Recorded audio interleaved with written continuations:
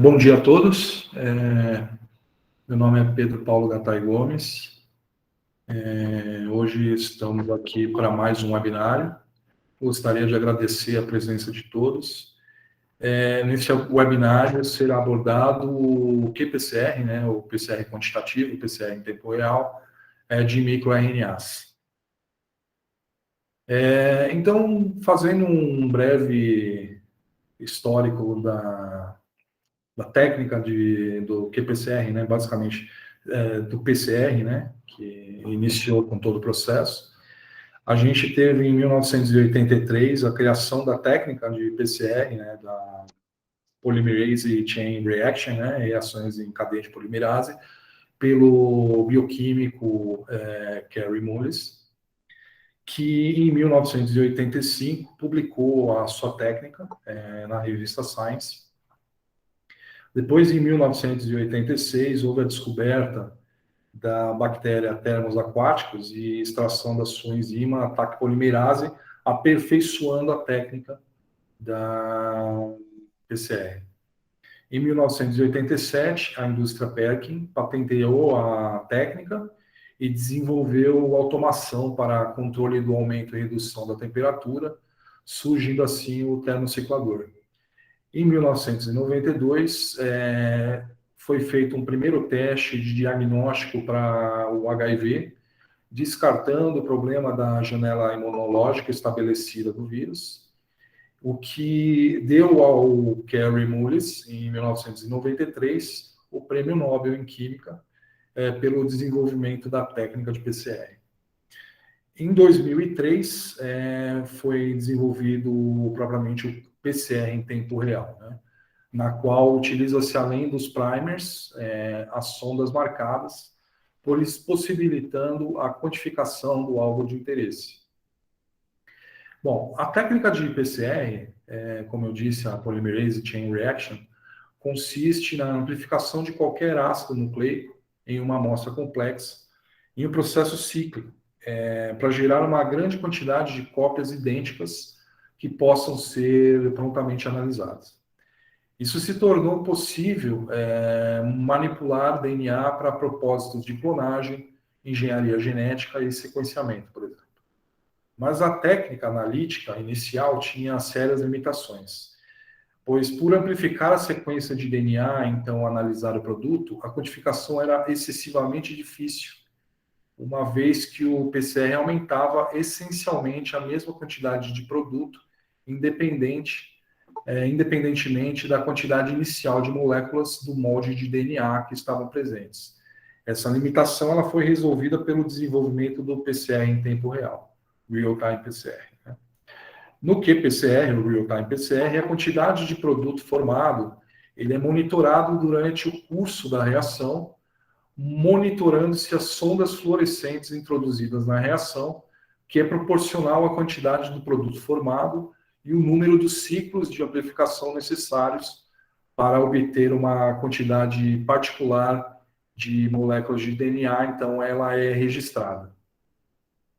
Então, assumindo para uma certa eficiência de amplificação, é possível calcular o número de moléculas de DNA da sequência amplificada que estava inicialmente presente na amostra.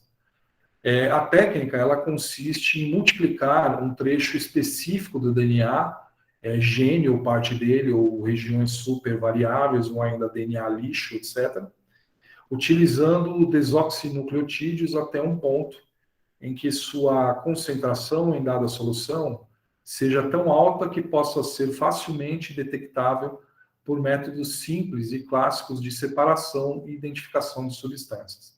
Então, aqui nessa figura abaixo, nós vemos um ciclo de PCR, né? Então, inicialmente, nós temos a elevação da temperatura a 95 graus, você tem a denaturação da fita dupla de DNA, separação dessas fitas. Depois há uma diminuição da temperatura a 50 graus, que é a fase de anelamento, onde os primers vão se ligar nas suas regiões específicas em cada uma das fitas. E em seguida, então, a temperatura é aumentada de novo por volta de 72 graus, para realizar o alongamento, onde, com a participação da enzima TAC polimerase, as bases vão sendo incorporadas na fita simples de DNA previamente denaturada. E assim o ciclo se repete até se obter a quantidade necessária de DNA para ser analisado. Então, aqui nessa figura, a gente observa esse processo, né? Inicialmente, a gente tem o DNA molde, em seguida, é feita a denaturação, esse DNA molde, os primers se hibridizam a esse DNA molde, se ligam a eles, né, nas suas regiões específicas. Em seguida, a TAC polimerase, na fase de alongamento, ela pode, então, alongar essa fita de DNA.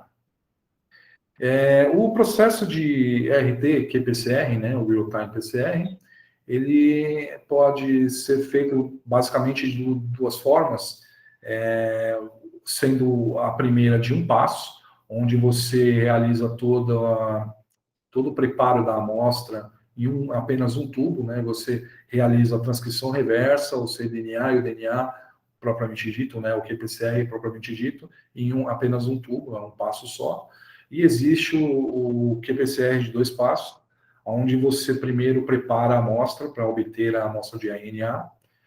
Depois, em seguida, você realiza uma transcrição reversa para obter o cDNA, o DNA complementar. E, em seguida, você realiza o qPCR a partir desse cDNA. Deve-se usar de 10 a 1.000 cópias do molde de DNA para cada reação de PCR em tempo real. Isso equivale a aproximadamente 100 picogramas a 1 micrograma de DNA genômico ou de DNA complementar, cDNA gerado, a partir de 1 picograma a 100 nanogramas de RNA total. O excesso de moldes também pode trazer níveis mais altos de contaminantes, que podem reduzir bastante a eficiência do PCR. Dependendo da especificidade dos primers de PCR para cDNA, em vez de DNA genômico, pode ser importante tratar os moldes de RNA para reduzir a chance de que contenham contaminação por DNA genômico. Uma opção é tratar o molde com DNase 1. O RNA puro e intacto, ele é essencial para a síntese de cDNA de alta qualidade e comprimento total, e pode ser importante para a quantificação precisa do RNA mensageiro. O RNA deve estar isento de qualquer contaminação por RNase e as condições assépticas devem ser mantidas. O RNA total normalmente funciona bem em RT-PCR, qPCR, e o isolamento do RNA mensageiro não é necessário, embora possa melhorar o rendimento de cDNAs específicos. Desculpa.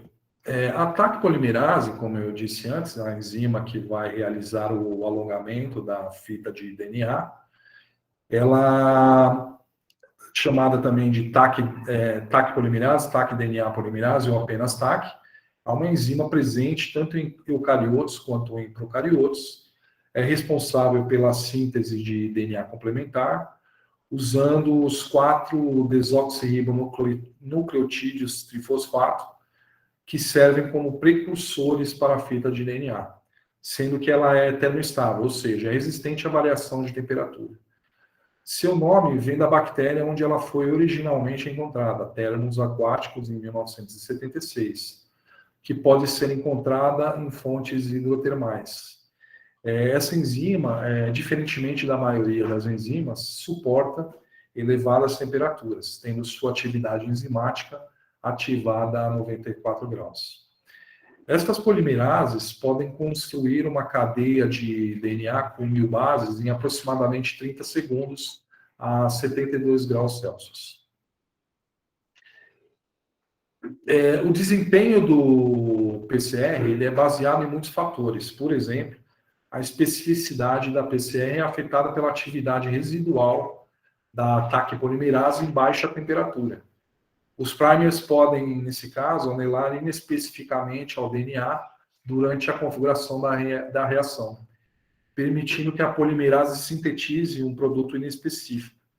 O problema de produtos inespecíficos resultantes de mispriming, né, que seria o caso, pode ser evitado usando uma TAC polimerase chamada de hot start. O uso de uma enzima de hot start garante que a DNA polimerase não esteja ativa durante a configuração da reação e a etapa inicial da desnaturação do DNA.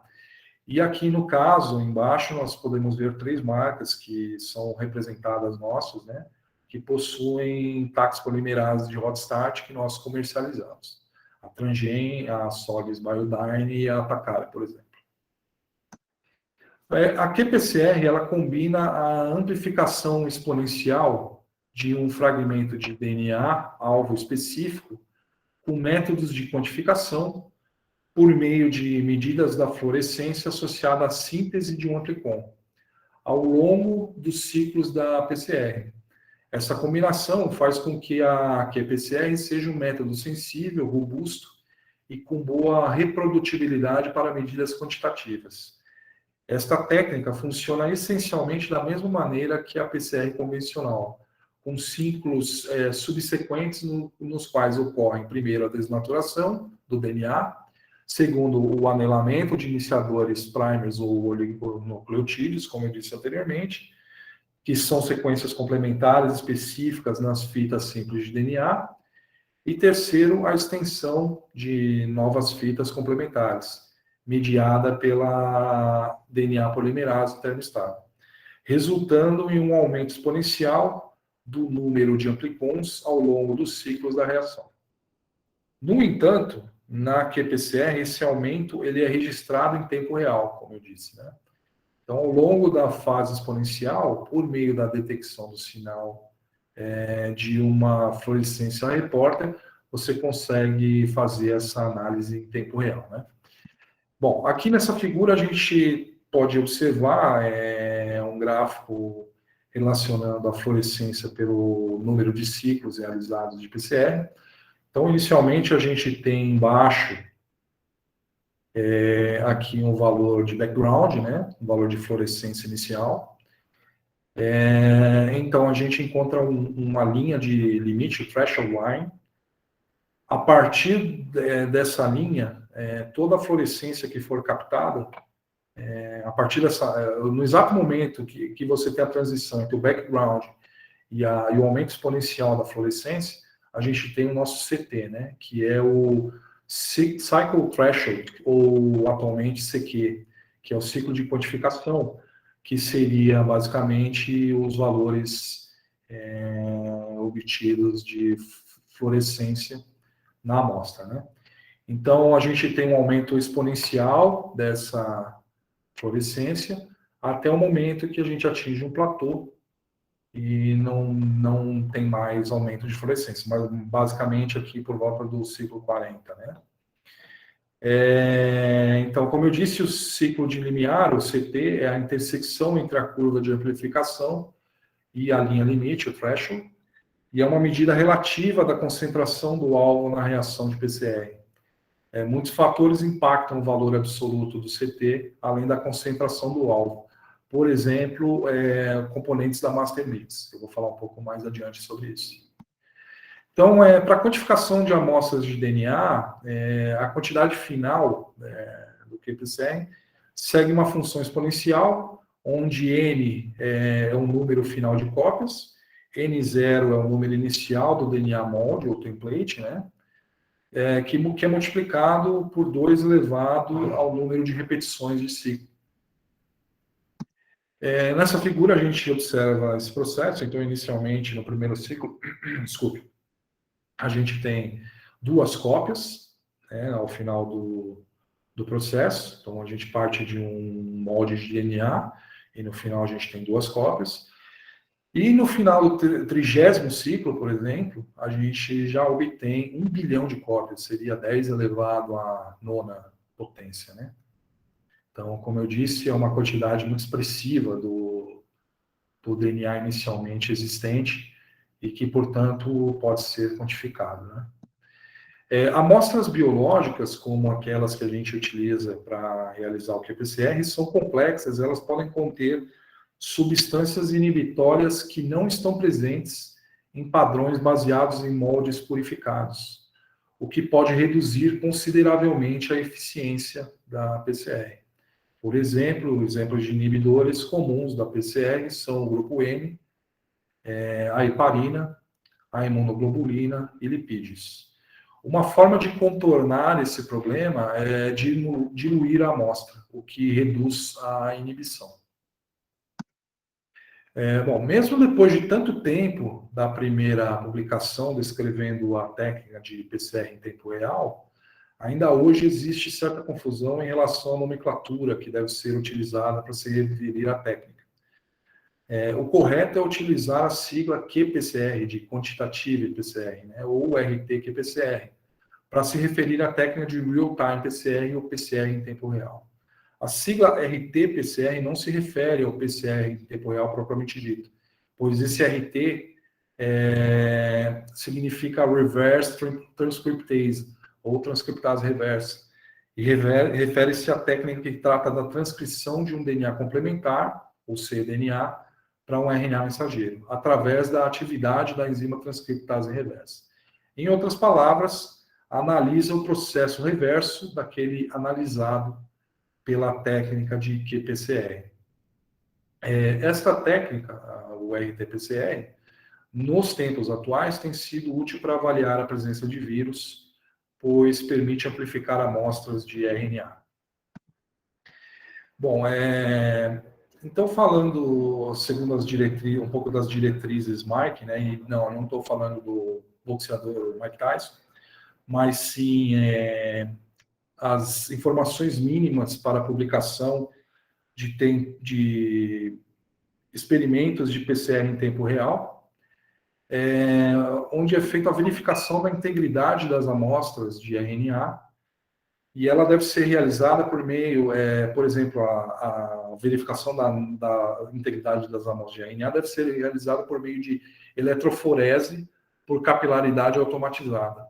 Esta técnica é a indicada, pois permite resultados mais rápidos e maior resolução na separação da amostra. Normalmente a gente faz a análise da integridade do RNA que a gente vai usar, né, utilizar nos experimentos de qPCR por gel, né? Mas a melhor, segundo as diretrizes Mike, a melhor forma de analisar essa integridade seria por eletroforese por capilaridade automatizada.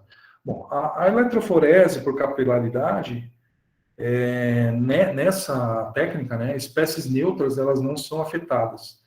Somente íons se movem com o campo elétrico. Se dois íons tiverem o mesmo tamanho, um com a maior carga se moverá mais rapidamente, enquanto que para íons da mesma carga, as menores partículas terão menor fricção, resultando em uma maior razão de migração e maior velocidade de migração. A mobilidade eletroforética, ela depende do tampão de pH, da força iônica, da composição do tampão, da viscosidade e do raio atômico dos íons, né? A quantidade em que as partículas se movem é diretamente proporcional ao campo elétrico aplicado, onde, quanto maior o campo, mais forte ele será. Portanto, mais rápida ocorrerá essa mobilidade, né? As diretrizes Mike, elas são divididas, na verdade, em 9 partes. Então, a gente tem inicialmente a descrição de como foi feito o desenho experimental.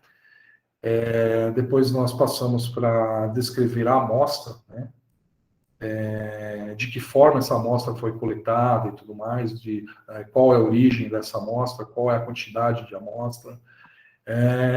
Em seguida, a extração do ácido nucleico, de que forma foi feita essa extração do ácido nucleico.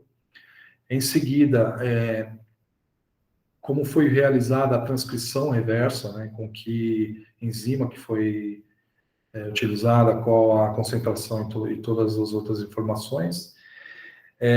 Informação do alvo do qPCR, né, qual é o gene-alvo que você está intencionando a estudar ou analisar. Os oligonucleotídeos que foram utilizados para realizar o qPCR. qual foi o protocolo que você realizou do qPCR, a validação que você fez desse qPCR e, por último, a análise de dados. Como foi feita essa análise de dados, né?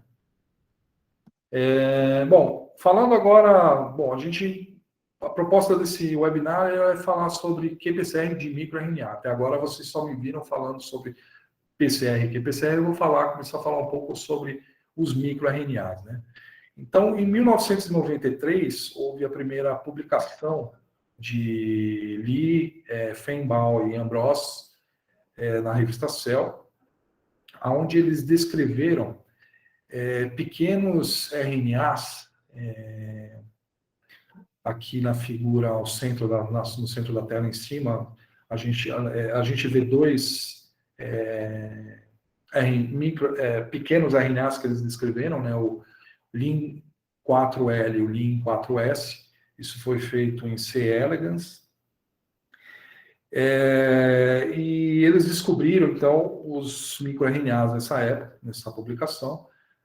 E os microRNAs eles descreveram como pequenos RNAs com aproximadamente 22 nucleotídeos que não codificam para traduzir nenhuma proteína. Como que ocorre a biogênese desses microRNAs, né? Então, a biogênese dos microRNAs inicia pela expressão do gene que contém informação desse microRNA contido no DNA genômico, né? Ocorre a transcrição pela RNA polimerase 2, formando dentro do núcleo os microRNAs, e pri vem de primitivo, né? MicroRNA primitivo, ele tem essa estrutura em grampo, e ele é relativamente grande. Em seguida, esse primicroRNA ele sofre uma clivagem pela enzima DROCH, que retira porções terminais desse primicroRNA, formando então os pré-microRNAs, pré de precursor, né? Em seguida, esses pré-microRNAs eles são exportados para fora do núcleo pela exportina 5, junto com a enzima Dyson. Uma vez no citoplasma, esse microRNA, ele vai sofrer uma clivagem pela enzima Dyson, formando o microRNA duplex. E esse microRNA duplex, ele vai ter uma de suas fitas degradada e a outra vai fazer as suas ações biológicas. Então, de que forma, né? Esse microRNA, com uma das fitas desse microRNA, vai se juntar no complexo proteico ISC. E esse complexo, junto com esse microRNA, ele vai se ligar na porção 3' não traduzida do RNA mensageiro, e ela pode, essa ligação desse microRNA, essa região do RNA mensageiro, pode ocorrer de uma forma completa. Então, todos os seus nucleotídeos que fazem parte daquele microRNA maduro vão se ligar a nucleotídeos dessa região do RNA mensageiro, o que é mais difícil de ocorrer na natureza, né? E nesse momento eles degradam aquele RNA mensageiro, ou então ele vai ter uma complementação parcial, onde porção que é chamada de semente ou seed do microRNA maduro vai se ligar à porção 3' não traduzida do RNA mensageiro e vai ocasionar a repressão tradicional, né? Então, a repressão da expressão gênica, né? Porque aquele gene expresso ele não vai traduzir proteína por conta dessa ação desse microRNA. Bom, falando um pouco do qPCR, do microRNA especificamente, né? A gente pode separar esse qPCR, assim como é feito também com o qPCR de RNA mensageiro. Então, a gente tem um preparo da amostra inicial, onde a gente realiza a extração dos microRNAs da amostra. Em seguida, a gente analisa a integridade desses microRNAs. Em seguida, depois disso, a gente faz a quantificação, né, desses microRNAs ou do RNA total, realiza uma leitura num leitor de placa de PCR, e, por fim, realiza a análise, né? Então, cada uma dessas partes, eu vou falar um pouquinho de cada uma delas e de cada um dos problemas de cada uma delas, né? Inclusive, o protocolo mais utilizado para realizar essa extração e a leitura do microRNA propriamente dito pela técnica de qPCR, né? Então, em 2005, esses autores eles desenvolveram um protocolo de quantificação de microRNA por qPCR, utilizando o qPCR de 2 passos, né? Usando primers que contêm uma estrutura em grampo. Segundo os autores, esse tipo de primer ele é superior ao primer convencional, pois a transcrição reversa ela é mais eficiente e de maior especificidade. No ensaio que eles realizaram nesse trabalho, eles encontraram menos de 10 variações para mais de 30 mil cópias por células analisadas. A diferença deste método para o método convencional, basicamente, é que é feito um cDNA específico para cada microRNA a ser avaliado. Enquanto que no qPCR normal, né, de RNA mensageiro, a gente faz um cDNA que serve para qualquer gene que a gente estiver analisando. Para o caso do microRNA, você deve fazer um cDNA específico para cada microRNA. Então, essa técnica que eles descreveram, né, eles utilizaram a enzima Multiscribe Reverse Transcriptase, que é uma transcriptase reversa do vírus da leucemia murina Moloney. E ela foi utilizada nessa técnica para permitir a formação do cDNA a partir de um primer RT com estrutura em grampo, como pode se observar aqui nessa figura à direita, né? Que é necessário para formar um cDNA específico para cada microRNA. Então, primeiro o RT primer ele se liga à porção 3' do microRNA maduro, em seguida é transcrita reversamente pela enzima, pela Multiscribe Reverse Transcriptase. Após essa etapa inicial, o produto desta RT é quantificado usando PCR convencional com sondas Tachyne, que incluem os primers forward e reverse de microRNA e as sondas Tachyne. O objetivo do primer forward com cauda em 5' é aumentar a sua temperatura de melting, dependendo da composição da sequência de moléculas de microRNA. Então, um protocolo básico para a extração dos microRNAs, né, existem variações de 2 métodos que têm sido historicamente usadas para obter o RNA de fontes naturais: a extração química e a imobilização em um recipiente, geralmente referido como extração de fase sólida.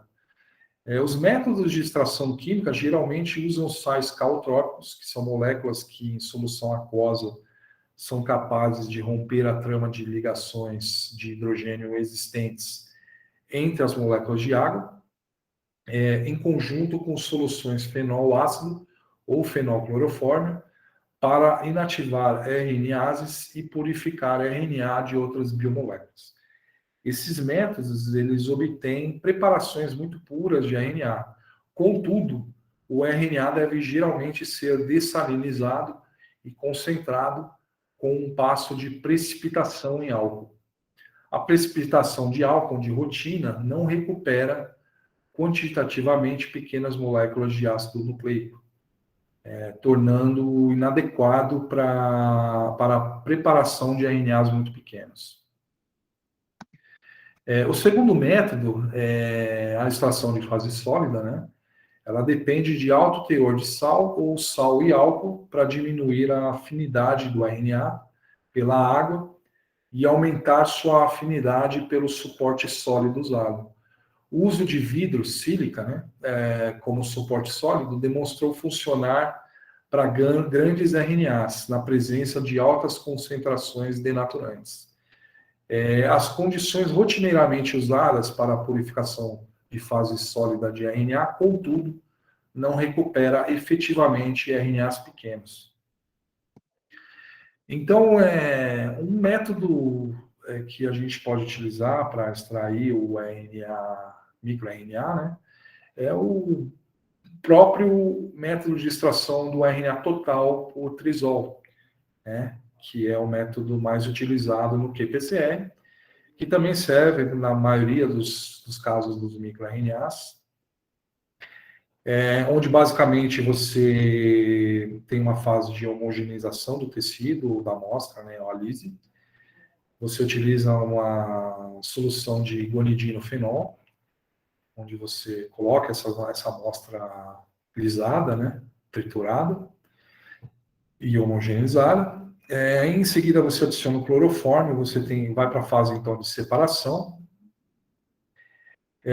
onde você consegue, no tubo, identificar uma fase superior contendo a amostra de RNA.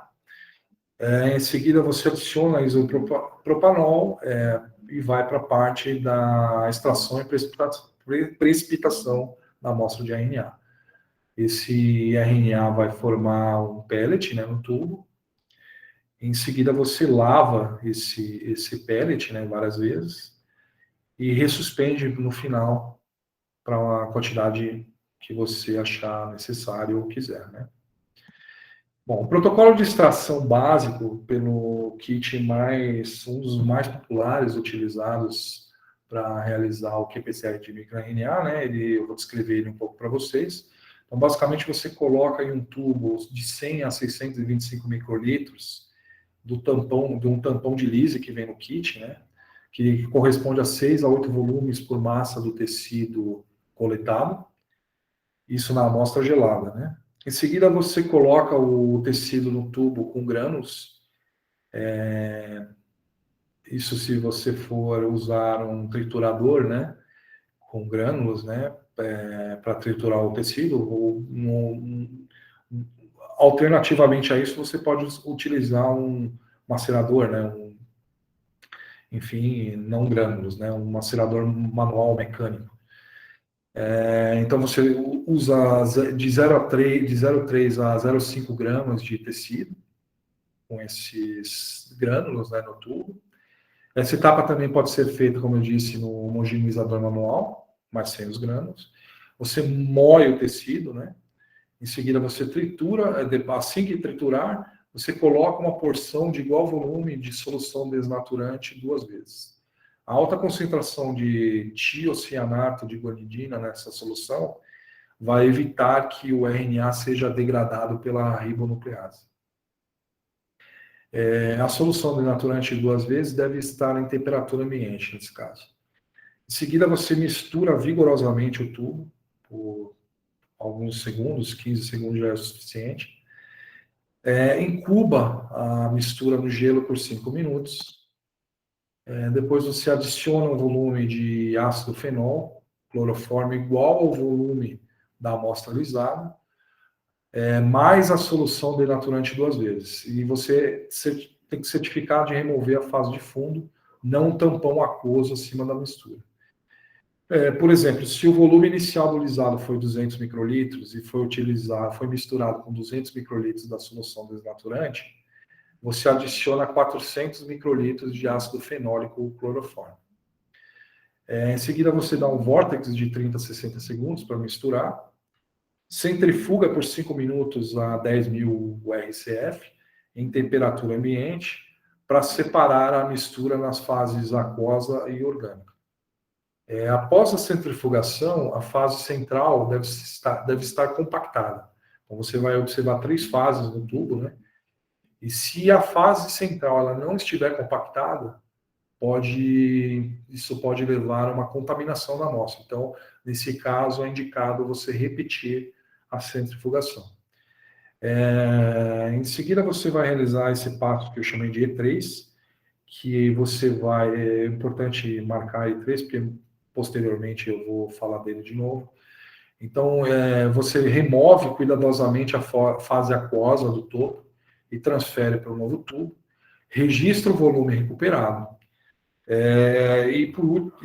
em seguida você pré-aquece a solução de eluição, que também acompanha o kit, esse kit específico que eu estou falando, né? Que é o mais popular, é um dos mais populares utilizados. Ou água sem nuclease a 95 graus Celsius para utilizar o RNA filtrado ao final do procedimento. Uma nota importante é que os filtros que você utilizar nos tubos para realizar a filtragem da amostra, eles podem ser centrifugados até 10.000 RCF. Se você centrifugar mais do que isso, você pode danificar eles, tá? Em seguida, você adiciona 1/3 do volume de etanol, 100%, à fase aquosa, recuperada na etapa E3, que eu falei anteriormente, e mistura vigorosamente. Para cada amostra, você coloca um filtro em cada tubo coletor, pipeta a mistura do lisado mais o etanol da etapa anterior no filtro, no centro do filtro, centrifuga por 30 segundos ou até que toda a mistura passe pelo filtro. Então você recolhe esse filtrado e coloca no novo tubo. Registra o valor arrecadado e você então adiciona 2/3 do etanol 100% à temperatura ambiente ao filtrado e mistura vigorosamente. Então você deve passar a misturar esse filtrado mais o etanol por um segundo filtro, mas desta vez você descarta esse filtro. Reutiliza o tubo coletor para as lavagens, né? O tubo que você coletou a amostra, você pode usar em todas as lavagens. Em seguida, você aplica 700 microlitros da solução de lavagem 1, que acompanha o kit, de microRNA no filtro, e centrifuga por 15 segundos. Você, então, descarta o filtrado do tubo da coleta e reinsere o filtro no mesmo tubo. Aplica 500 microlitros da solução 2/3, é o nome da solução, não do volume, que é uma solução de lavagem, e extrai do filtro como na etapa anterior. Em seguida, você repete com o segundo volume de 500 microlitros de solução de lavagem 2/3, tá? Após o descarte do último filtrado da lavagem, você deve recolocar o filtro no mesmo tubo e centrifugar o conjunto por 1 minuto para retirar o fluido residual do filtro. Transferir o filtro para um novo coletor, aplicar 100 microlitros da eluição solução de nuclease pré-aquecida sem água a 95 graus no centro do filtro e fechar a tampa. Centrifugar por 30 segundos para recuperar o RNA e, por fim, coletar o eluído que contém o RNA e armazenar a menos 20 graus Celsius ou pelo menos até o uso para as reações de qPCR. Na etapa de verificação de integridade da amostra de RNA, como eu expliquei para vocês, o Mike indica fazer por capilaridade, né? Eletroforese por capilaridade. Mas é comum se utilizar o gel de agarose 1,5% para deduzir se o RNA obtido na extração está íntegro, sendo, portanto, possível utilizá-lo para realizar a técnica de qPCR, né? Isso é feito através da visualização das bandas do RNA ribossomal, 28S e 18S, sendo que o RNA ribossomal 28S deve apresentar o dobro da intensidade da banda do RNA ribossomal 18S. O gel também permite verificar a presença de algum arraste, como nessa figura à direita abaixo. Na última amostra mais à direita, a gente observa um arrasto nessa corrida, né, que mostra que a amostra não está íntegra, né? É indicativo, como disse, é indicativo da degradação dessa amostra de RNA. Ou então você pode ainda observar a marcação nos postos acima delas, como no caso do gel à esquerda, especificamente falando no caso da amostra número 5, você vê uma pequena marcação no poço nessa amostra. Apesar dela estar íntegra, ela está contaminada com DNA genômico. Essa rápida análise, ela permite decidir se é viável seguir com outro método, mais preciso, como a eletroforese por capilaridade, e sensível para a verificação da integridade, né? Bem como também a quantificação do RNA obtido. Bom, a etapa de quantificação da amostra, nessa etapa as amostras são quantificadas para saber qual é a quantidade de RNA que você possui por amostra. Isso é importante para o preparo do CNA, pois para o preparo do CNA você deve garantir que colocará a mesma quantidade de RNA por amostra. Então, aqui embaixo nós temos o nanofotômetro M60 de uma de nossas parceiras comerciais, a Implan, que é uma empresa alemã, onde é possível utilizar amostras com volume iniciando em 0,3 microlitros. Ele tem uma zona de escaneamento entre 200 e 900 nanômetros, tem uma sensibilidade de leitura de amostra de DNA de 1 a 16.500 nanogramas por microlitro, e o mais importante, ele tem uma garantia que não precisa de manutenção durante todo o seu ciclo de vida. Então, é um dos equipamentos mais fidedignos, né? Mais precisos do mercado. Bom, quanto ao preparo de cDNA, que é uma das etapas, né, do qPCR, diferentemente do cDNA para o qPCR de RNA mensageiro, que se prepara um cDNA para qualquer gene que se quer estimar, como eu disse antes, estimar a expressão gênica, né? O qPCR de microRNA se deve preparar um cDNA, pelo menos nesse kit aqui que eu estou descrevendo para vocês, tá? O kit mais popular utilizado para análise de qPCR, de microRNA. Existem kits que você não precisa se preocupar com isso, né? Que é o caso de kits que utilizem a técnica de qPCR de um passo, né? Então, para o caso do qPCR de microRNA, usando esse kit, se deve preparar um cDNA para cada microRNA a ser avaliado, incluindo para o gene endógeno. Isto pode variar de marca para marca, o que normalmente ocorre com kits da marca mais popular do mercado, como eu disse. Então, aqui no tubo, você deve preparar a RT Master Mix. Então, você vai colocar uma mistura de DNTPs numa concentração total de 100 milimolar. Você vai pôr para uma reação, você vai pôr 0,15 microlitros de DNTP. Vai pôr 1 microlitro de multiscribe da enzima, né? Multiscribe RT. 1,5 microlitros de RT buffer do tampão. 0,19 microlitros da RNase. 4,16 microlitros de água DPEC, para um volume final de 7 microlitros. Então, cada reação de 15 microlitros, que é normalmente utilizada para realizar o qPCR desses microRNAs, ela consiste de 7 microlitros do Master Mix, 3 microlitros do RT Primer e 5 microlitros da amostra de RNA, no caso microRNA, né? Outra constituinte aqui do processo de qPCR que é importante é a transcriptase reversa, né, no caso do preparo de cDNA. Ela é tão crítica quanto a própria DNA polimerase para o sucesso do qPCR.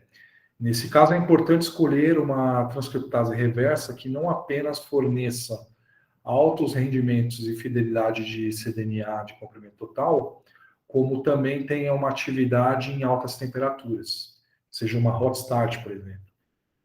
O desempenho em alta temperatura, né, também é muito importante para a desnaturação do RNA com estrutura secundária. Uma boa prática também é comprar os DNTPs e a DNA polimerase termoestável do mesmo fornecedor, pois não é incomum ver perda de sensibilidade de um ciclo de limite completo, um CP, em experimentos que empregam esses reagentes de fornecedores diferentes, tá? Na PCR em tempo real, o cloreto de magnésio ou sulfato de magnésio são normalmente usados em uma concentração final de 3 milimolar E essa concentração funciona bem para a maioria dos alvos.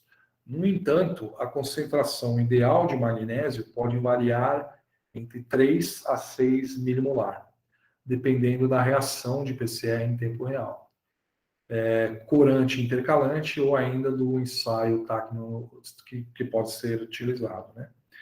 O cloreto de magnésio ou o sulfato de magnésio, ele funciona como cofator para a enzima TAC-DNA polimerase, promovendo a sua função catalítica. O protocolo de cDNA de microRNA, pelo kit popular que eu estou descrevendo para vocês, você descongela os reagentes no gelo. Em um tubo, você prepara a Master Mix, seguindo aquelas orientações que eu indiquei para vocês anteriormente. Mistura delicadamente, é importante não dar vórtex, tá? Você centrifuga rapidamente e coloca a Master Mix no gelo, até que a reação de RT esteja pronta. Para cada 15 microlitros da reação, você vai combinar o RNA total, de 1 a 10 nanogramas de RNA total por 15 microlitros de reação, com a Master Mix a uma proporção de 5 microlitros do RNA para 7 microlitros da Master Mix. Uma nota que é importante colocar aqui é de colocar uma amostra de aproximadamente 20 nanogramas de RNA. Você completa até 5 microlitros com água. Então, você mistura, após feito essa etapa, você mistura delicadamente, não dá vórtice, é importante isso. Em seguida, você centrifuga rapidamente, por uns 10 segundos. Antes de abrir o Primer RT, você descongela ele e centrifuga brevemente para garantir que não vai ter perda de primer. Você dá um nome aos tubos, dispensa 12 microlitros do Master Mix contendo o RNA total, dentro de cada tubo nomeado na etapa anterior. Transfere 3 microlitros do primer para os tubos apropriados, fazendo o volume total por tubo de 15 microlitros. Então você mistura delicadamente, não dá vórtice também, centrifuga brevemente, incuba os tubos no gelo por 5 minutos, coloca no programa do termociclador, ajusta o volume da reação para 15 microlitros. O programa que você normalmente utiliza no termociclador para preparar o cDNA do microRNA está descrito nessa tabela. Ele é formado por quatro passos. Então, inicialmente, você tem um primeiro passo de 30 minutos a 16 graus. Em seguida, você tem um segundo passo de 30 minutos também a 42 graus. Um terceiro passo, você aumenta a temperatura para 85 graus por 5 minutos. E, por último, você pode deixar o tempo que for necessário até você guardar as amostras a 4 graus. Boa parte das moléculas de RNA de eucariotos, eles apresentam uma série de resíduos de nucleotídeos de adenina, denominada cauda poli-A, na sua extremidade 3 linhas. 3 linhas, desculpe. A presença dessa cauda é usada como base de estratégia para a síntese de cDNA, onde são usados oligonucleotídeos contendo somente desoxitimidinas, oligo-DT. Desta forma, os óligos DT, eles hibridizam-se com a cauda poli-A e servem como primers iniciantes, né, para a síntese do cDNA, a partir de onde a enzima transcriptase reversa ela irá iniciar a síntese do cDNA. Isso porque a atividade enzimática da enzima transcriptase reversa necessita sempre de um primer, de um iniciador. Ela não ocorre sem esse iniciador. Este fato não se aplica para a síntese do cDNA para microRNAs, como a gente viu já anteriormente. Os microRNAs, eles não apresentam uma cauda poli-A. Entretanto, existem algumas estratégias para a síntese de cDNA para microRNA que contornam este fato. Por exemplo, os microRNAs maduros podem ser poliadenilados pela enzima poli-A polimerase. Então, a partir disso, são usados primers oligo-DT para parear com as adeninas adicionadas pela enzima. Esse oligo-DT, ele também apresenta uma tag, uma marcação universal na extremidade 5' que permite, assim, a amplificação do microRNA na qPCR, no PCR em tempo real. Então, aqui nessa figura, em cima, nós temos uma representação de um RNA mensageiro.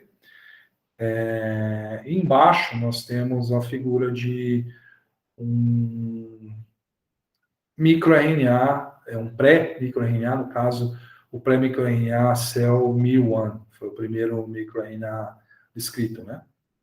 Então, nessa figura a gente observa que o pré-microRNA é maior do que o microRNA maduro, né? E em azul e em vermelho nós temos a estrutura do microRNA maduro, propriamente dito, quando ele está em estado de dupla fita, né?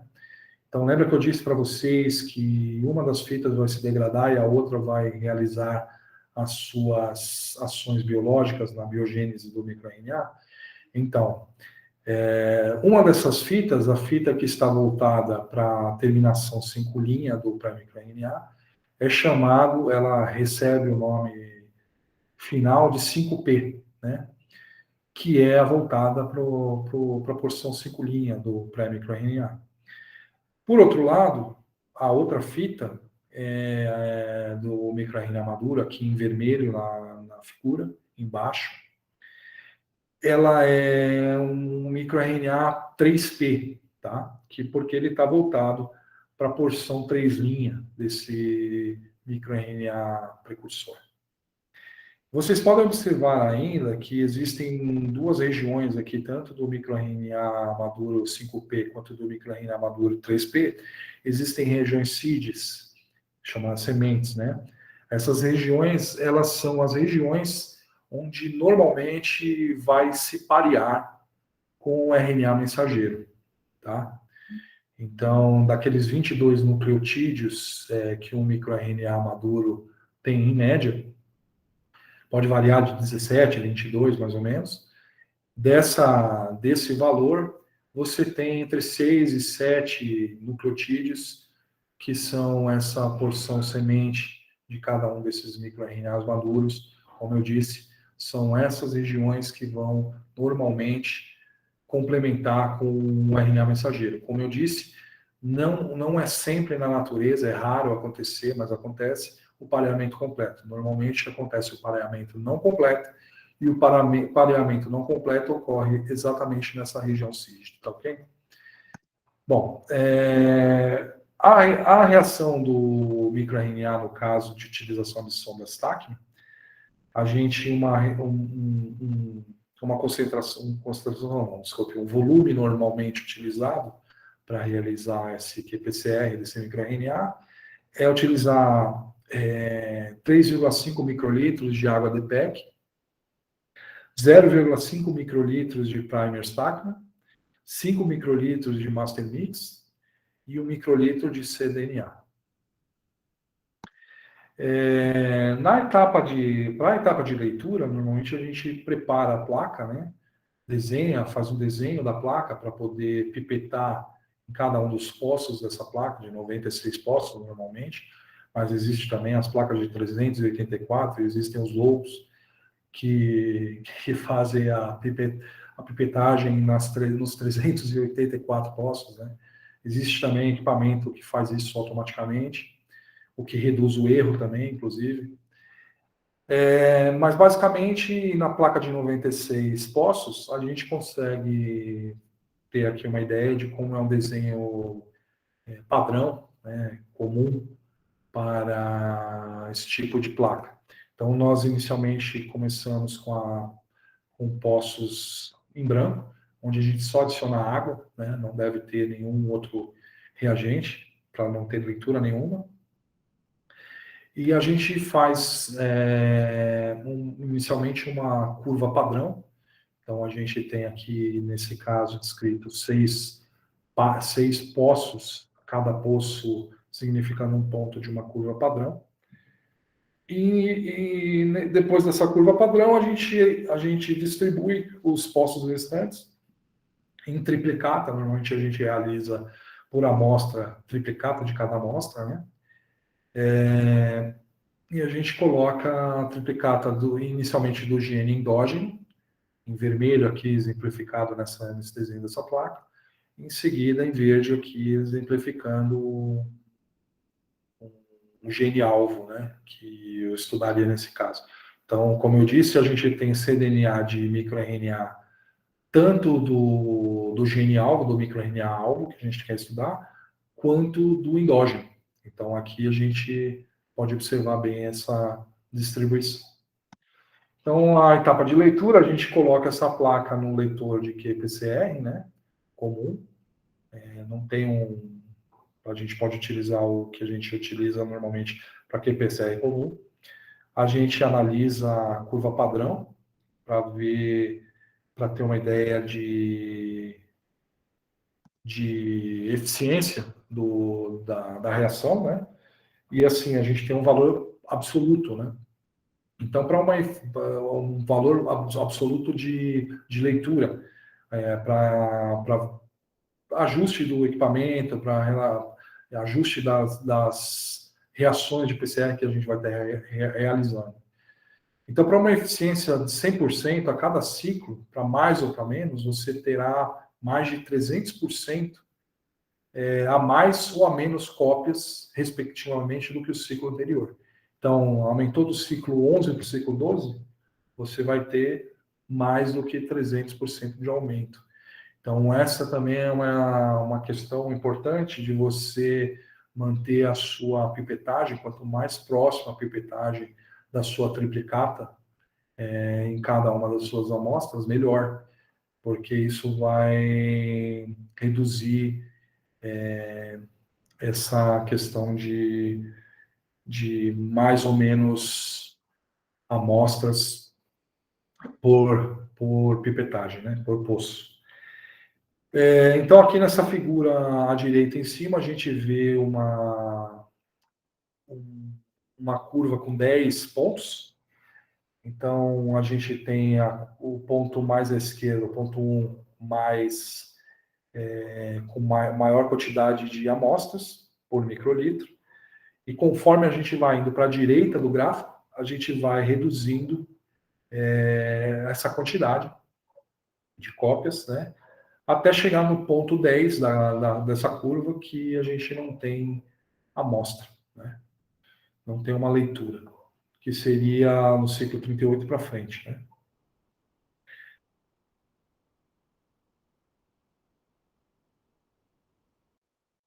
Ele é o valor do repórter normalizado, é o sinal fluorescente, por exemplo, do CyberGreen, que é um corante, né, que a gente pode utilizar, normalizado ou dividido pelo sinal do corante de referência para uma dada reação.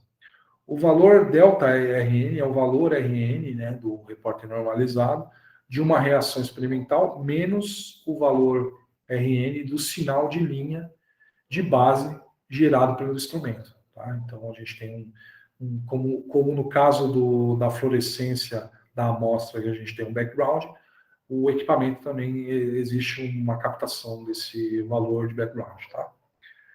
Este parâmetro calcula com segurança a magnitude do sinal específico gerado a partir de um determinado conjunto de condições de PCR. Então, uma série de diluições de concentrações conhecidas do molde pode ser usada para estabelecer essa curva padrão, né? Para determinar a quantidade inicial do molde-alvo em amostras experimentais ou para avaliar a eficiência da reação. O log de cada concentração conhecida na série de diluição, no eixo X, ele é plotado contra o valor CT para essa concentração, no eixo Y. A partir dessa curva padrão, elas podem ser derivadas informações sobre o desempenho da reação, bem como vários parâmetros de reação, incluindo a inclinação, o slope, a interceptação no eixo Y e o coeficiente de correlação. As concentrações escolhidas para a curva padrão, elas devem abranger a faixa de concentração esperada do alvo nas amostras experimentais. A interceptação no Y corresponde ao limite teórico de detecção da reação, ou o valor CT esperado para o menor número de cópias de moléculas-alvo no eixo X, que dá origem a uma amplificação estatisticamente significativa. Então, a inclinação, o slope da curva, é uma medida de eficiência da reação. E para obter resultados precisos, ela é feita para obter resultados precisos e reprodutíveis. Então, as reações elas devem ter uma eficiência o mais próximo possível de 100%. Equivalente a uma inclinação de aproximadamente menos 3,32. Outro gráfico que é importante a gente observar na análise, né, dos dados obtidos lá a partir da leitura do qPCR, no modo geral, não só do microRNA, encontra-se a curva de Melton, né? A curva de Melton ela traça a mudança na fluorescência quando o DNA dupla fita com moléculas de corante incorporadas se dissocia ou derrete, por isso curva de Melton, né? Melton de derretimento, enfim. Se dissocia em DNA fita única, conforme a temperatura da reação ela é elevada. Por exemplo, quando o DNA dupla fita é ligado ao corante CyberGreen, é aquecido, ocorre uma diminuição repentina na fluorescência, que é assim detectada, quando a temperatura de melting é atingida, devido à dissociação das fitas de DNA e subsequente liberação do corante. Então, a fluorescência ela é traçada contra a temperatura, que a gente pode ver isso na figura A, em cima, à esquerda.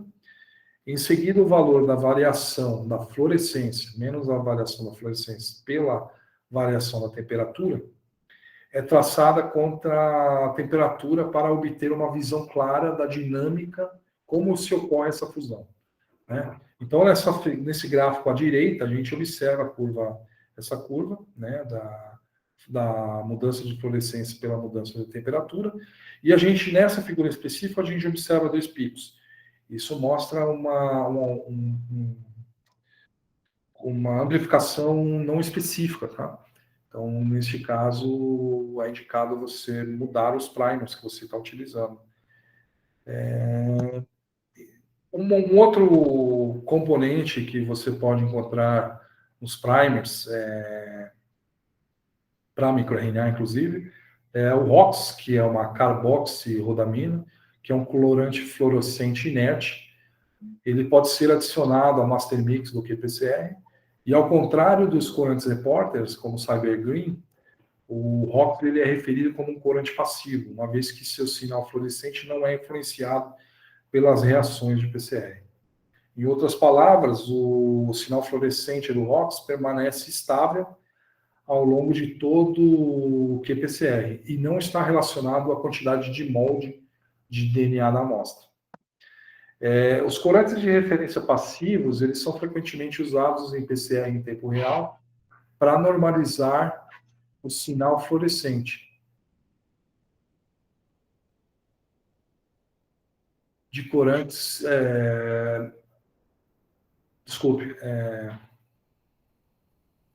para normalizar o sinal fluorescente de corantes repórter e corrigir flutuações na fluorescência que não são baseadas em PCR.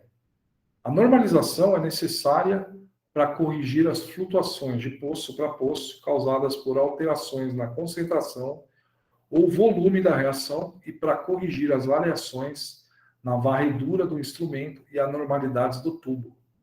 A maioria dos instrumentos de PCR em tempo real usa o corante ROX como corante de referência passiva, porque o corante ROX ele não afeta as reações de PCR em tempo real, como eu disse, e tem um sinal fluorescente que pode ser distinguido de muitos corantes repórter ou supressor usados.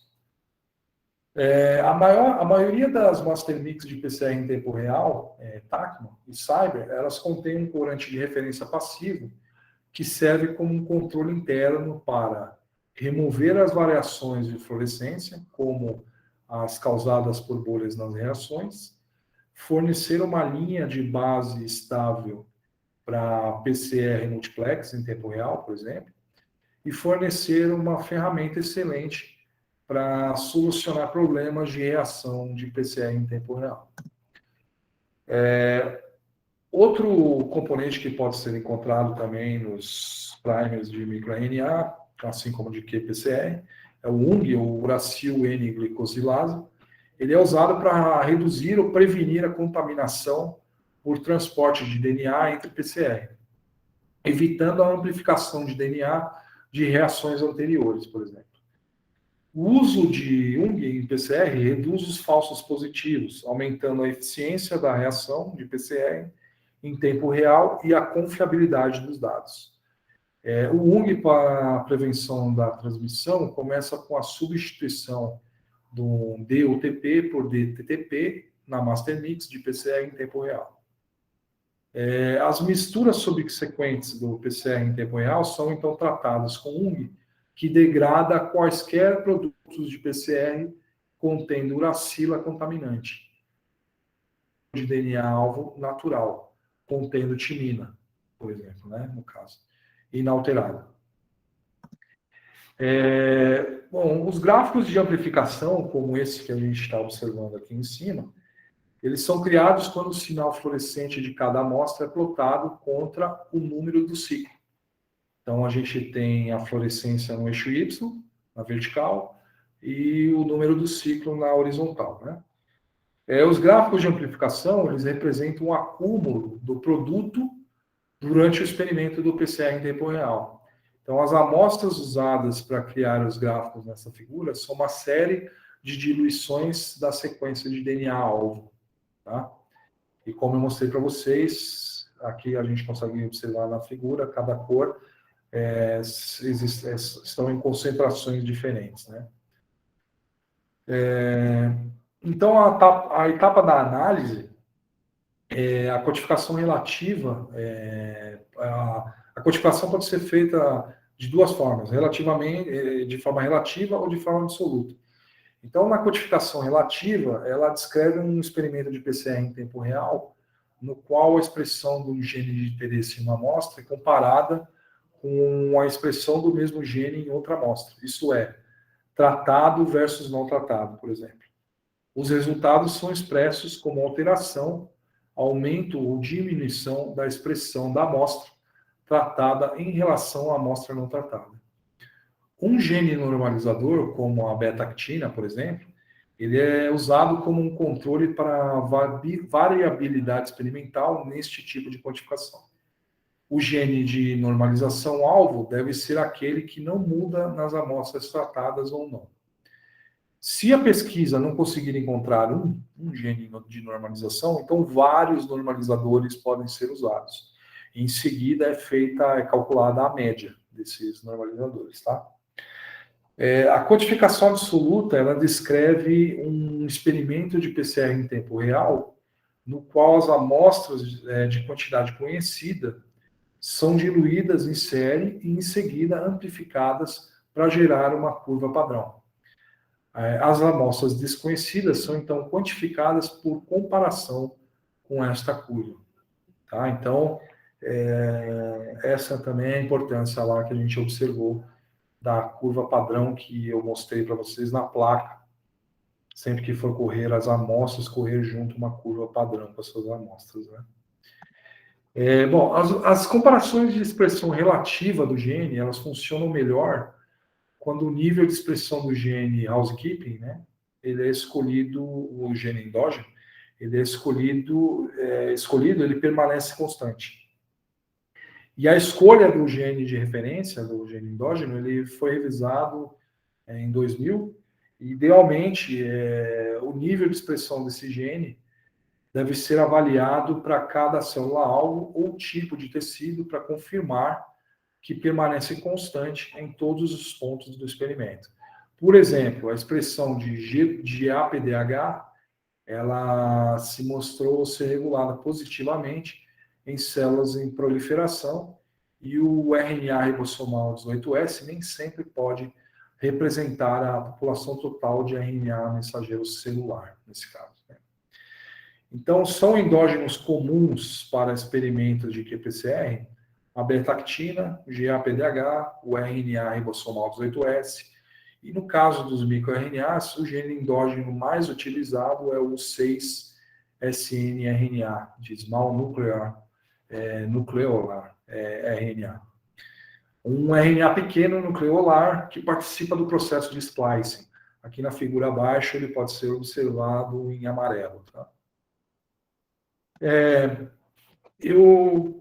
Aqui nesses dois gráficos se encontram resultados do meu artigo publicado em 2018, com colaboradores na revista Journal of Cellular Biochemistry, onde nós analisamos a expressão do microRNA 26A, especificamente em rins de ratos, e também em células de túbulos proximais de ratos em cultura, in vitro. Então, eu fiz um modelo animal, onde eu analisei a expressão desse microRNA, e aqui o gene endógeno que eu utilizei foi o 6-snRNA, tanto no experimento in vivo, quanto no experimento in vitro, né? E aqui vocês podem observar o padrão de expressão desse microRNA, especificamente o microRNA 26A.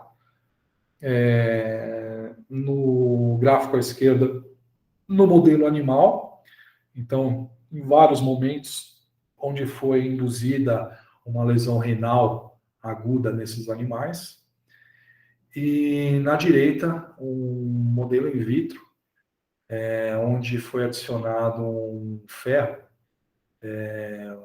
uma solução contendo ferro 2+, desculpe, ferro 3+, que é para imitar o que acontece na condição em vivo, né? Bom, a figura A, aqui à esquerda, ela mostra os dados brutos de fluorescência de uma sonda Tacma no plano de fundo de duas master mix diferentes. Então, eu vou mostrar para vocês algumas questões relacionadas aos reagentes utilizados, cada um dos reagentes utilizados na master mix, no preparo da master mix do qPCR de microRNA, e o que isso pode influenciar nos resultados, tá? Então, se vocês observarem, vocês conseguem observar nessa figura que a intensidade da fluorescência é maior na Master Mix A, que corresponde à curva em vermelho, embora as concentrações do alvo, da sonda e do curante ROX sejam as mesmas em ambos os casos. Já na figura abaixo, o valor do repórter normalizado, da variação do repórter normalizado, ΔN, resultante, irá, portanto, nesse caso dessa variação da Master Mix, variar conforme mostrado na figura, em A. Né? Se vocês observarem, vocês podem ver que os sinais de fluorescência da linha de base, em um fator independente do modelo, são diferentes para os dois mixers, as duas master mix utilizadas. Na figura A, e as variações no valor do CT não refletem o desempenho geral do sistema da reação, que pode ser observado na figura B. Tá? Então, as master mix com sensibilidade equivalente podem ter valores de CT absolutos diferentes. Tá? Isso para vocês verem a influência que marcas diferentes de master mix podem ocasionar na reação. Falando um pouco dos primers de microRNAs, né? Então, esses autores aqui, esse autor, o Peter Busk, em 2014, publicou um artigo onde ele desenvolveu um software gratuito que desenha primers para qPCR de microRNA com uma eficiência de 96%. E ele te dá, além do primer, ele também te dá a sequência do primer e ainda te dá informações a respeito de qual é a porcentagem que o primer tem para desenvolver dímeros, por exemplo. Né? A limitação desse software é que ele foi desenvolvido somente para desenhar primers em mamíferos, em células ou em organismos de mamíferos. Esse software se chama Mir Primer e ele é gratuito, como eu disse, e essa ferramenta e outros sites e ferramentas úteis para quem trabalha ou deseja trabalhar com microRNA pode ser encontrados nesse site que eu estou disponibilizando aqui para vocês na apresentação, ok? Bom, eu vou falar agora um pouco de estratégias de qPCR, né, que vocês podem realizar para otimizar a sua qPCR de microRNA, tá? Então, o sucesso da PCR ela depende de vários fatores, com componentes de reação desempenhando papéis críticos na amplificação. Fatores como molde do DNA, a DNA polimerase, primers, desoxinucleosídeo trifosfatos, com os DNTPs, né? Cofatores como o íon magnésio, tampão, todos eles e cada um deles influenciam nas reações de qPCR. Então, o DNA molde, por exemplo, esse DNA molde a ser usado no PCR para replicação pode ser de qualquer fonte de DNA, como DNA genômico, DNA complementar e DNA de plasmídio, por exemplo. DNA mitocondrial, né, outro tipo de DNA, enfim. No entanto, a composição ou complexidade do DNA contribui para as quantidades de entradas ideais para a amplificação por PCR. Por exemplo, de 0,1 a 1 nanograma de DNA plasmídico já é o suficiente, enquanto que para DNA genômico é necessário de 5 a 50 nanogramas, com uma quantidade inicial em uma PCR de 50 microlitros. As quantidades ideais de molde também podem variar com base no tipo de DNA polimerase usado. Uma DNA polimerase projetada para ter maior sensibilidade devido à afinidade com o modelo, o molde de DNA, né, exigiria menos entrada de DNA. A otimização da entrada de DNA é importante porque quantidades maiores aumentam o risco de amplificação não específica, enquanto quantidades menores reduzem os rendimentos. Então, aqui nessa figura, a gente pode ver que a comparação de resultados de PCR com plasmídio, com DNA de plasmídio versus molde de DNA genômico humano, e a mesma DNA polimerase foi usada para amplificar uma sequência alvo de 2 kilobases a partir de quantidades variáveis de DNA nas condições recomendadas. Então, vocês podem observar essa variação. E no DNA genômico aqui, conforme você aumenta a concentração, você começa a observar outras bandas, né, outras amplificações, né? No caso da polimerase, as polimerases de DNA elas são atores críticos na replicação do DNA-alvo. E ataque DNA polimerase é indiscutivelmente a enzima mais conhecida usada para PCR. A sua descoberta ela revolucionou a PCR, né, como a gente viu. E ataque DNA polimerase ela possui termoestabilidade relativamente alta, com meia-vida de aproximadamente 40 minutos a 95 graus Celsius. Ela incorpora nucleotídeos a uma taxa de cerca de 60 bases por segundo a 70 graus Celsius e pode amplificar comprimentos de cerca de 5 kilobases. Por isso, é adequado para PCR padrão sem requisitos especiais. Atualmente, novas gerações de DNA polimerases foram projetadas para um desempenho de PCR bastante aprimorado. Em uma reação típica de 50 microlitros, de 1 a 2 unidades de DNA polimerase são suficientes para a amplificação do DNA-alvo. No entanto, pode ser necessário ajustar as quantidades da enzima com modelos difíceis. Por exemplo, quando os inibidores estão presentes na amostra de DNA, aumentar a quantidade de DNA polimerase pode melhorar os rendimentos de PCR. No entanto, produtos de PCR não específicos podem aparecer com concentrações de enzimas mais altas, como a gente consegue observar nessa figura aqui abaixo. Então, por exemplo, com 6, que conforme a gente vai aumentando, né, a unidade de DNA polimerase presente na reação, a gente vai aumentando também a amplificação desses produtos não específicos.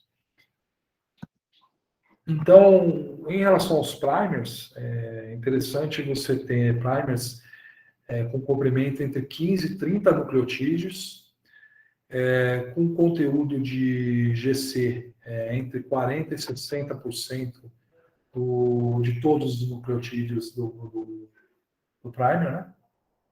Com uma distribuição uniforme. Um CG, um C ou um G na terminação 3' e não mais que 3 de cada para minimizar a ligação inespecífica. Procurar homologia às regiões do DNA, isso é básico, né, na preparação de um primer. A temperatura de melting ela tem que estar na faixa de 55 a 70 graus Celsius. E a temperatura de melting dos dois primers ela deve se manter dentro de 5 graus um do outro. Não deve ter complementariedade entre os próprios primers, especialmente nas extremidades 3'. E não deve ter autocomplementariedade para evitar estruturas secundárias. Ao configurar a PCR, os primers eles são adicionados à reação na faixa de 0,1 a 1 micromolar. Para primers com bases degeneradas ou aqueles usados em PCR longo, né, de long range PCR, concentrações de primer de 0,3 a 1 micromolar são frequentemente favoráveis. Uma recomendação geral é começar com as concentrações padrão e ajustar conforme necessário. Concentrações mais altas de primer frequentemente contribuem para a inicialização correta e amplificação inespecífica. Por outro lado, baixas concentrações de primer podem resultar em baixa ou nenhuma amplificação do alvo desejado. Então, aqui na figura abaixo, a gente observa nas maiores concentrações, a partir de 0,5 micromolar, a gente já começa a observar produtos não específicos e formação de dímeros, por exemplo. Em aplicações comuns de PCR, a concentração final recomendada de cada DNTP é geralmente de 0,2 milimolar. Concentrações mais elevadas podem ajudar em alguns casos, principalmente na presença de níveis elevados de íons magnésio, uma vez que os íons magnésios se ligam aos DNTPs e reduzem sua disponibilidade para a incorporação. No entanto, os DNTPs que excedem as concentrações ideais podem inibir a PCR. Para a incorporação eficiente pela DNA polimerase, DNTPs livres devem estar presentes na reação em uma concentração de não menos que 0,010 a 0,015 milimolar. Lembrando que quanto menor o Km, né, maior a afinidade do substrato pela enzima. Então, a gente pode observar isso aqui na figura, né, que quanto a amplificação por PCR de um DNA lambda de 1 kilobase com concentrações variáveis de DNTP. A concentração final de cloreto de magnésio em cada reação foi de 4 milimolar. Ao usar DNA polimerases sem proofreading, né, que é sem a atividade exonuclease 3', 5', a fidelidade pode ser melhorada diminuindo as concentrações de DNTP, de 0,01 a 0,05 milimolar, bem como reduzindo proporcionalmente os íons magnésios.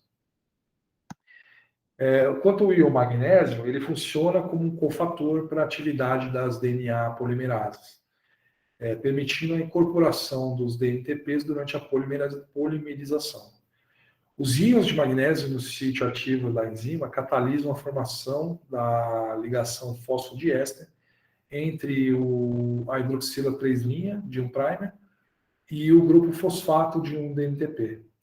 Além disso, o íon magnésio ele facilita a formação do complexo entre os primers e os modelos de DNA, ao estabilizar cargas negativas nos seus esqueletos de fosfato. Uma concentração final típica para íons magnésio em PCR está na faixa de 1 a 4 milimolar, com incrementos de titulação de 0,5 milimolar, sendo recomendados para fins de otimização.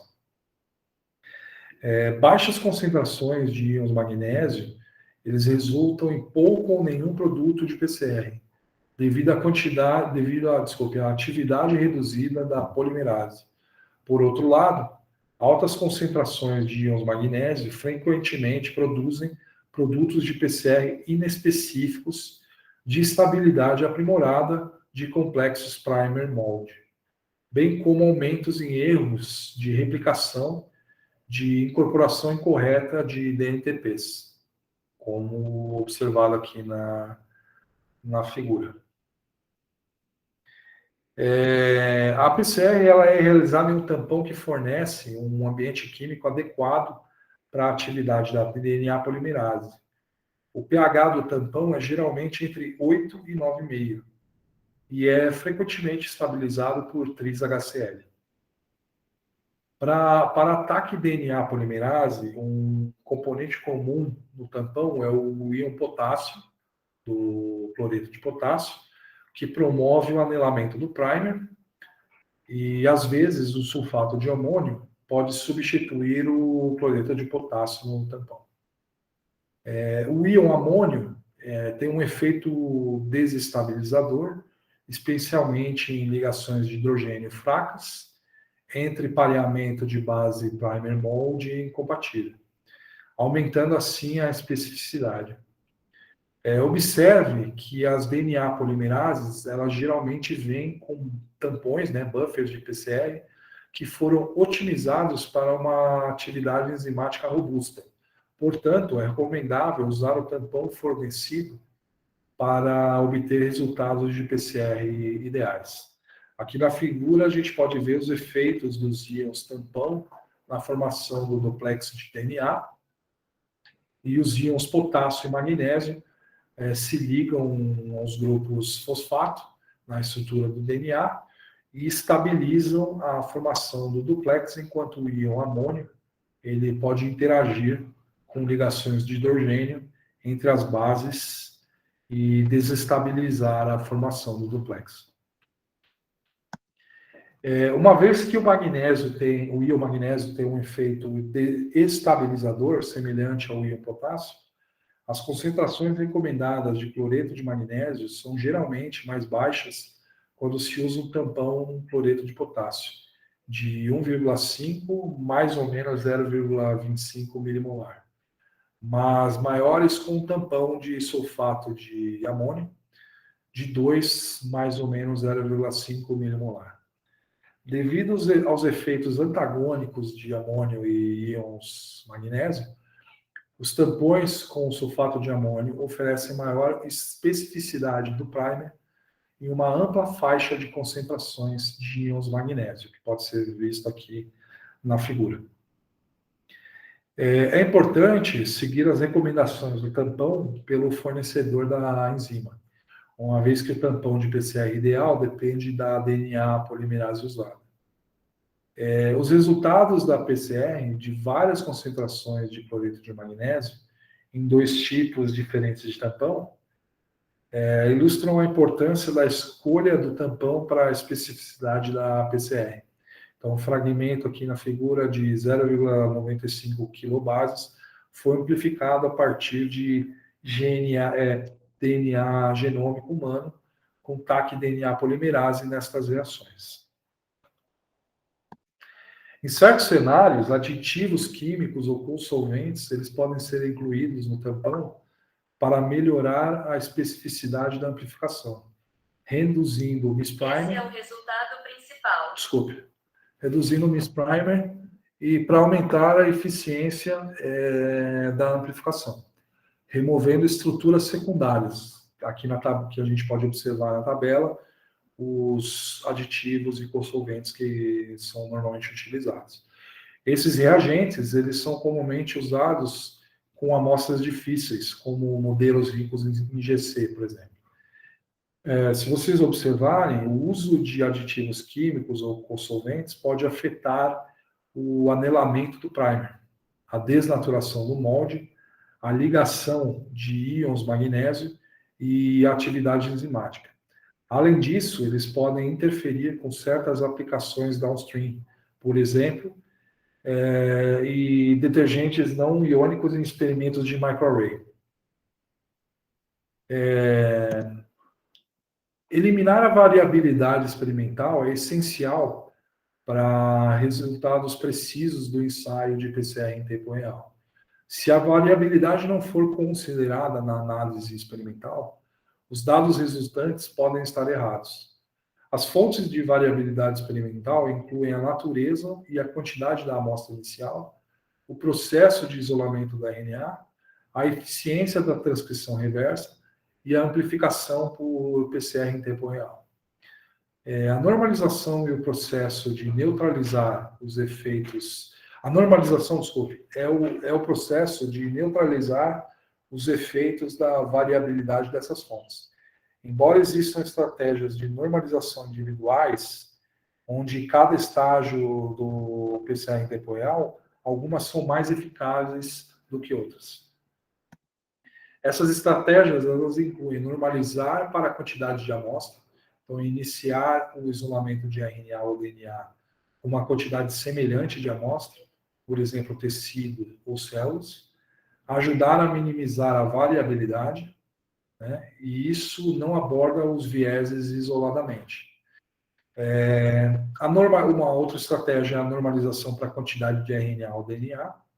Então, a gente faz uma codificação precisa e a avaliação da qualidade das amostras de RNA ou DNA são necessárias, mas são insuficientes como os únicos métodos de normalização, porque eles não controlam as diferenças de eficiência na transcrição reversa e nas reações de PCR em tempo real. Por exemplo, diferenças mínimas nos níveis de contaminantes podem afetar a transcrição reversa e diminuir a eficiência da amplificação. Os contaminantes amplificados durante a PCR têm o potencial de resultar em alterações drásticas de dobra não relacionadas às condições biológicas nas amostras. Então, a técnica de pipetagem também está sujeita à variação do operador. Não há normalização para compensar a técnica deficiente na análise pós-purificação. Como estratégia também, a gente pode normalizar para um gene de referência. Então, o uso de um gene normalizador, também chamado de gene de referência ou controle endógeno, é o melhor método para abordar fontes de variabilidade em PCR em tempo real. Para que este método seja preciso, o gene deve estar presente em um nível consistente em todas as amostras que estão sendo comparadas. Um gene normalizador eficaz controla a qualidade e a quantidade do RNA, bem como as diferenças na transcrição reversa e nas eficiências de amplificação por PCR em tempo real. Um gene normalizador, ele refletirá qualquer variabilidade na transcrição reversa e nas taxas de amplificação da DNA polimerase entre as amostras. Eu vou falar um pouco sobre análise de resolução de problemas, né, que podem ocorrer no qPCR. Então, se você não ver qualquer amplificação, o que você pode estar errando, né? Então, intervalo...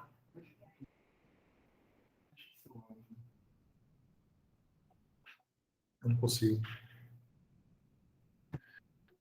O intervalo de entrada recomendado para sondas TACMA de microRNA é de 1 a 10 nanogramas de RNA total. No entanto, alguns alvos podem não ser tão abundantes quanto outros e requerem mais informações. Você pode tentar titular a quantidade de entrada para o seu ensaio até 250 nanogramas de RNA total. Se isso não ajudar, você também pode tentar dobrar a quantidade de enzima RT, para 6,6 unidades por microlitro, assumindo que o alvo de interesse esteja presente. No caso de haver amplificação nos postos do controle negativo, o que pode ser feito, né? Então, cada ensaio é testado para NTC, No Template Control, né? Não, sem molde, controle sem molde. E garantir que um NTC tenha um CT maior que 38 para os... Você tem que garantir que o NTC tenha um CT de mais de 38 para os ensaios de microRNA. Esse NTC, ele é um menos RT-NTC, que significa que ele é um teste com primer RT, mas sem amostra, né? Sem a enzima sem a enzima e sem o RNA, né? Sendo a água usada em vez do RNA. Se você vê amplificação com CT menor do que 38 nesse caso, com ensaio em NTC, você pode tentar mudar os reagentes, tomar precauções extras se estiver trabalhando com qualquer plasmídio, por exemplo, ou outros modelos artificiais no laboratório, pois podem facilmente contaminar os reagentes e superfícies e são muito difíceis de se livrar. Você pode ter que testar em uma localização também diferente, que não tenha sido contaminada no caso de uma contaminação, né? Você também pode limpar superfícies com uma solução de degradação de DNA. Se no caso de você ter múltiplos picos na curva de Melt, o que você pode fazer? Você pode, por exemplo, os múltiplos picos na curva de Melt, ele pode ter várias fontes. A amostra contaminada com DNA genômico, e aí você tem que ter certeza que a DNase que tratou a sua amostra, foi usada para tratar a sua amostra antes de rodar o qPCR. A concentração do primer é recomendada uma concentração final de aproximadamente 200 nanomolar do microRNA específico. Produtos não específicos, você pode checar a especificidade do primer para ter certeza que ele não amplifica qualquer outra localização. E quanto à dimerização de primers, dímeros podem também ser formados se não houver molde presente. E aí você tem que ter certeza de ter ao menos uma amostra que pode agir como um alvo, um controle positivo do seu alvo. O molde de DNA, ele pode também interferir. Então, a integridade pobre, se tiver com uma integridade pobre, o DNA, um molde de DNA, você pode minimizar o corte do DNA durante o isolamento, avaliar a integridade do DNA molde por eletroforese em gel, se necessário, e armazenar o DNA em água ultra pura ou tampão TE no pH 8, para evitar a degradação por nucleases. No caso de uma baixa pureza do DNA, você deve seguir estritamente as recomendações do fabricante ao usar kits de purificação para isolar os módulos do DNA. Consultar o manual e guia de resolução de problemas para minimizar a baixa qualidade do DNA. Ter certeza de que não há inibidores residuais de PCR como fenol, EDTA e proteinase K. Repurificar ou precipitar e lavar o DNA com etanol 70% para remover sais residuais ou íons, por exemplo, íons potássio, íons sódio, etc., que podem inibir a polimerase. Escolher polimerases com alta processividade, que apresentam alta tolerância a inibidores comuns de PCR transportados do solo, sangue e amostra de plantas, entre outros. Se o molde do DNA tiver uma quantidade insuficiente, você pode examinar a quantidade de DNA molde e aumentar a quantidade se necessário. Escolher polimerases com alta sensibilidade para amplificação, se apropriado, aumentar o número de ciclos do PCR. Em relação aos primers, se você tiver um desenho de primer problemático, você deve ter certeza que os primers são específicos e verificar que os primers são complementares à correta fita de DNA. Se os primers forem antigos, você deve alicotar os primers após suspender e os armazenar corretamente. E no caso de quantidade insuficiente de primers, você deve otimizar as concentrações dos primers, geralmente numa concentração entre 0,1 e 1 micromolar. Outros componentes da reação que você pode também ter problema, e a gente pode conversar um pouco aqui, sobre a DNA polimerase ser inadequada. Então, você deve usar uma polimerase, procurar usar uma polimerase hot start para prevenir a degradação dos primers pela atividade 5', 3', exonuclease. A polimerase hot start também rende produtos desejados de PCR por eliminar a amplificação inespecífica. Você deve preparar as reações no gelo ou adicionar a polimerase por último na reação. Se a quantidade for insuficiente de DNA polimerase, você deve escolher polimerases com alta sensibilidade à amplificação, revisar as recomendações da quantidade de DNA polimerase para usar no PCR e utilizar se necessário. Aumentar a quantidade de DNA polimerase se a mistura de reação conter uma alta concentração de óleo aditivo, por exemplo, DMSO, ou fontes de inibidores de amostra. No caso de uma concentração suficiente de íons magnésio, você pode otimizar a concentração do íon magnésio para o máximo rendimento da PCR. A presença de EDTA ou outros quelantes de metais, ou atipicamente altas concentrações de DNTP, podem necessitar de uma maior concentração do íon.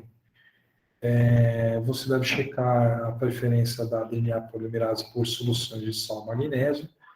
Por exemplo, a PFU-DNA polimerase, ela trabalha melhor com sulfato de magnésio do que com cloreto de magnésio.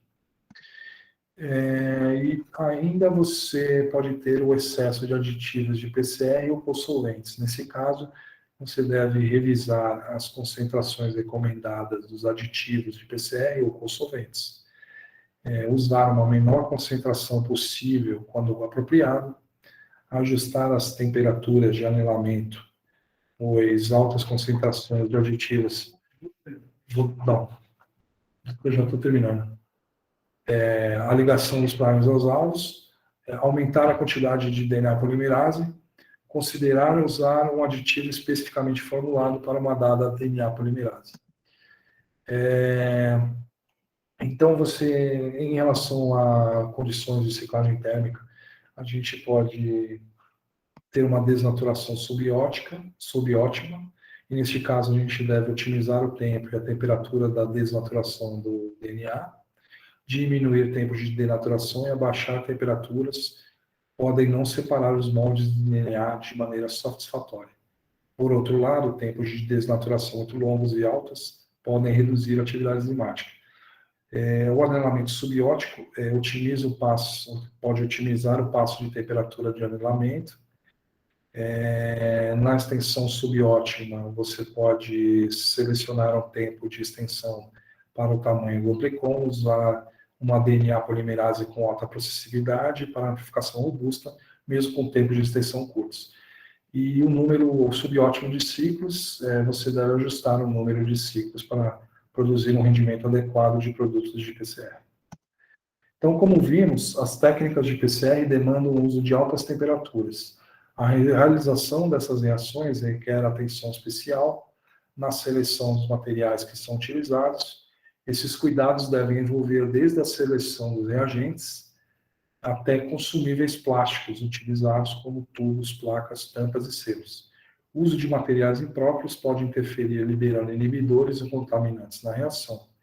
Por isso, é sempre importante utilizar materiais confeccionados em plástico homogêneo e com paredes finas para a melhor transferência térmica, com certificação de esterilidade e livres de contaminantes como DNAs, RNAs e materiais genéticos.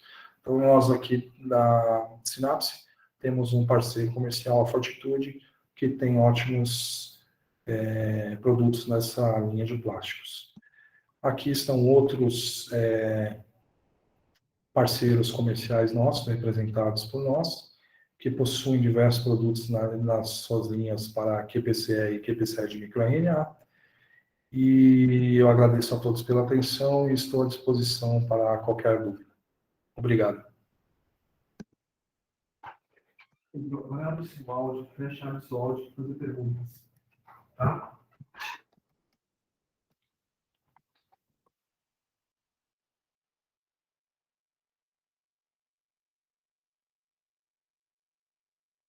Oi, Pedro, tudo bom? Pedro, vamos a algumas perguntas que o pessoal deixou aqui no nosso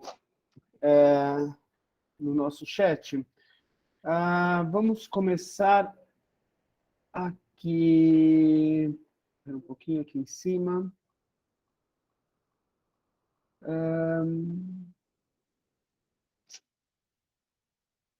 Acho que começa a aparecer um pouquinho aqui com o Rafael, não. Com a Roberta. Ela pergunta o seguinte: eu ouvi falar que os fotômetros pode subestimar a quantidade de RNA e DNA. Você pode responder sobre isso, por gentileza, Pedro? Você pode repetir, Alexandre? Eu não entendi a pergunta. Ela tá falando. Você tinha comentado que nanofotômetros podem subestimar a quantidade de RNA e DNA na sua palestra. Que eles podem subestimar? Isso. Se o nanofotômetro não estiver calibrado, né? Se ele não estiver corretamente, adequadamente colocado em cima de uma bancada sem nenhum tipo de vibração, se ele não tiver sofrendo nenhum tipo de variação ambiental, ele vai te mostrar uma quantificação real. Agora, se você tiver qualquer tipo de variação ambiental, como trepidações na bancada, como mesmo alteração de umidade, porque já que você está utilizando uma solução aquosa ali num volume muito pequeno no espectrofotômetro para fazer a leitura, se você tiver uma variação muito brusca de umidade, você pode ocasionar uma alteração da leitura também. Isso é verdade. Inclusive, a gente teve até uma palestra falando sobre o Implane, falando um pouquinho sobre isso. Você pode ter evaporação durante o processo de leitura e você pode ter uma quantificação realmente modificada. Muito obrigado. Tem uma outra pergunta aqui, ó. Na verdade, a Roberta comentou até um pouquinho que, na verdade, pode ser que a luz não exatamente, mas o que ele quis dizer é mais basicamente isso, Roberta, que se você tem um equipamento que não está devidamente calibrado, ou realmente você tiver algumas interferências, se você quiser dar uma olhadinha, a gente tem um webinário que a gente falou sobre quantificação, até mesmo do Mike, a gente fala um pouquinho sobre esse assunto, tá bom? Vamos lá. Deixa eu ver aqui. A Roberta. Quanto à quantificação de ácidos nucleicos, já participei de cursos e palestras que eles recomendam quantificar o cDNA para poder diluí-lo e utilizar na qPCR. Mas também já participei de cursos e palestras que recomendam quantificar o RNA extraído ao invés de cDNA. O que vocês recomendam? A recomendação é fazer por cDNA se for principalmente um qPCR de 2 passos, né, two-step, porque aí você tem que obrigatoriamente preparar um cDNA. Agora, se for um qPCR de one-step, você não há necessidade de preparar esse cDNA. Você prepara um tubo inicialmente e realiza todo o procedimento apenas com esse um tubo, né? Então, se for two-step qPCR, é necessário você preparar esse cDNA. Eu não sei se eu respondi. Eu acho.